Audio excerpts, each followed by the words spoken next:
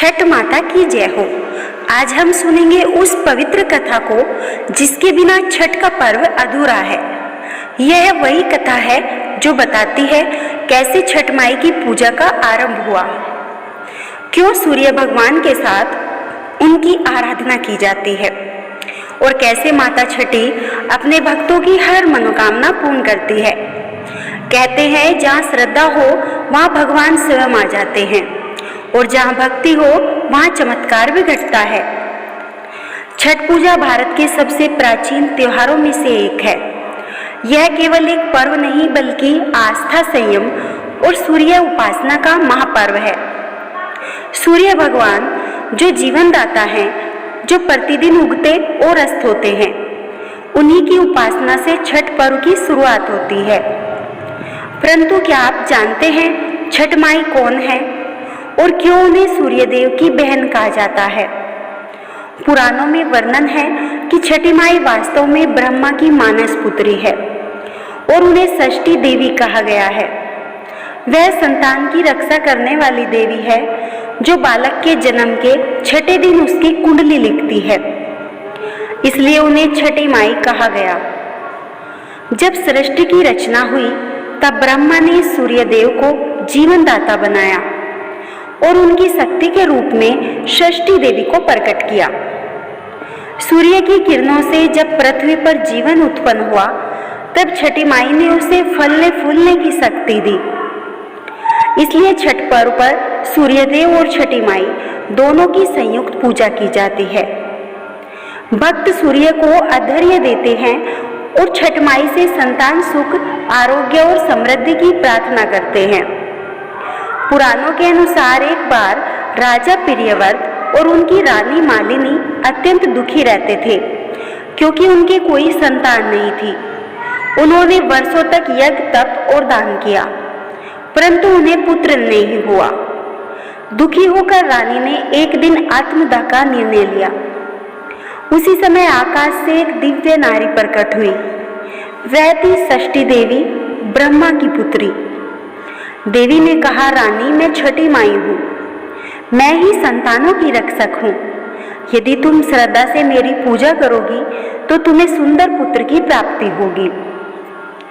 रानी ने श्रद्धापूर्वक व्रत किया और देवी की कृपा से एक सुंदर पुत्र जन्मा। तभी से छठी माई की पूजा आरंभ हुई।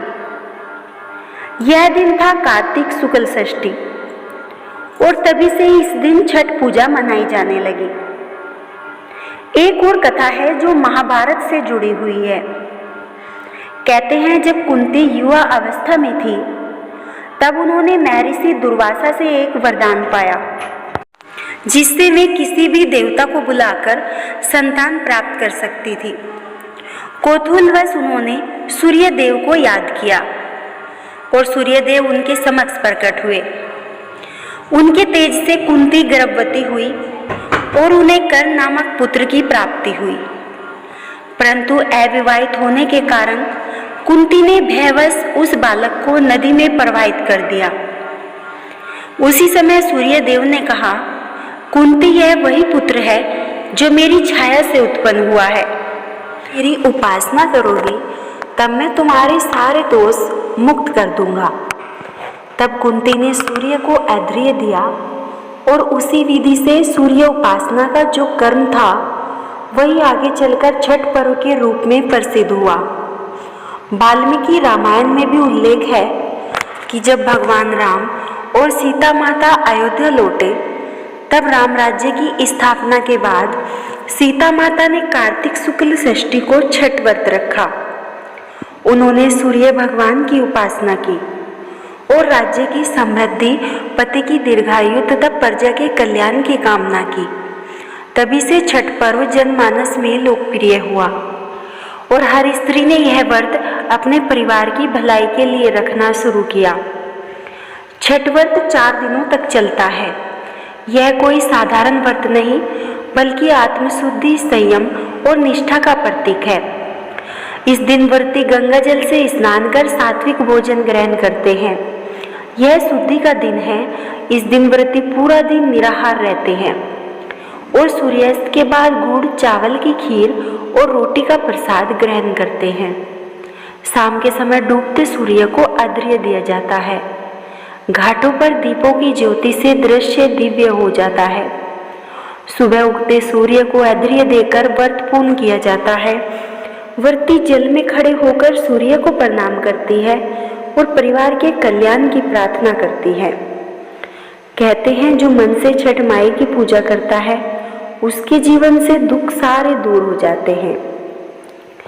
एक बार बिहार के एक गांव में एक निर्धन महिला थी।